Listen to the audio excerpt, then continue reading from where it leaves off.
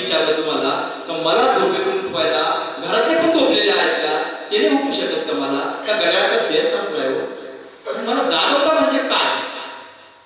तर इथे संत जागवता येते, संत तुकोबाराय सांगत आहेत कशातून जागवता आहेत ते. मला अविद्येतून विद्येकडे नेत आहे, अज्ञानातून ज्ञानाकडे नेत आहे, मायेतून मायाधिपतीकडे नेत आहे, कामातून रामाकडे नेत आहे, भोगातून भगवंताकडे नेत आहे, वासनेतून वासुदेवाकडे नेत आहे. इथं ते मला जागृत करत आहे.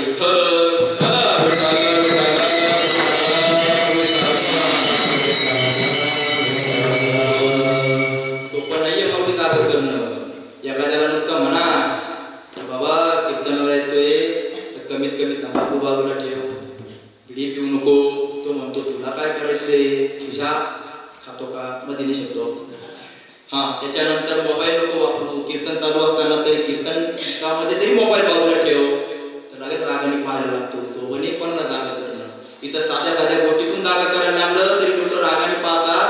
इथं भगवंताच्या रस्त्याला न्यायचं असं तर संतांना किती त्रास झाला असेल विचार करा. सोबनही जागा करणं.